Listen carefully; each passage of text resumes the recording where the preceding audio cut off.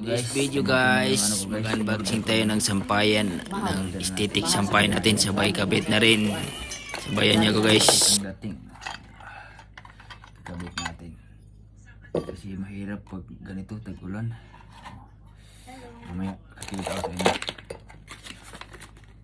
Ikabit natin ito mamaya. Mahirap kasi magpatuyo ng damit ngayon pag tag-ulan eh. Taglamig. Minsan kulang sa tuyo. Lagay muna natin dito sa kwarto. Ito yung mga ano niya. Aluminum tapos stainless. Base with pang concrete pwede. May silan pa oh. Hindi na gamit yung silan. Kabit muna natin guys. Kukuhan ko na yung mga gamit. Thank you guys. Kabit na natin. Ito try. Ito yun. Sana may ano dito.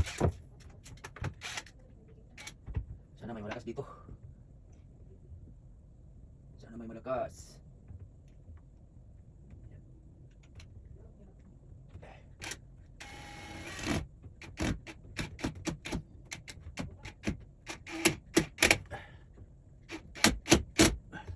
Bakit iba itong ano to? Bakit iba? Uy! Bakit iba? Hirap! Bibili talaga ako ng mga magandang gamit. Pangit ang gamit ko eh. Bibili tayo ng magandang gamit.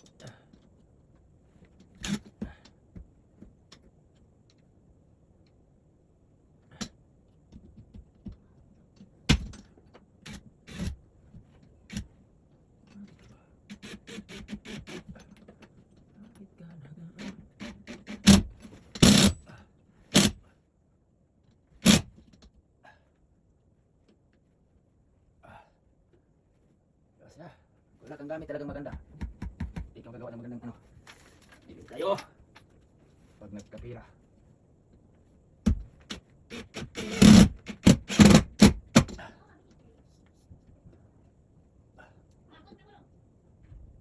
Guys, tapos na yung pang aesthetic nating sampayan guys oh.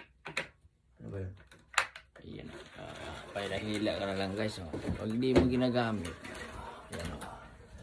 Dito yan, nalagay mo dito. Yan.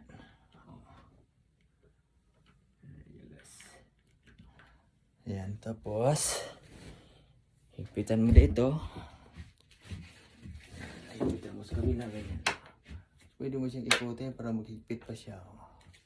Ayan na, oh. Stainless wire. Sampayan. Pwede rin ito pang division sa kwarto eh. Yung mga ano. Yan. Mahirap kasi magpatuyo pag ano. Tag-ulan or nag-snow. Yan. 25 kilos kaya. Hanggang doon. Yan. Thank you for watching guys. Bye-bye. Tapos na. Tapos pag di mo na gamitin. Yan. Pag di gamitin, ligpit mo na. Ligpit mo na natin. Stainless kasi. Atik yan. Okay kayo. Ganyan na lang na. Bye-bye. Okay. DIY for today guys.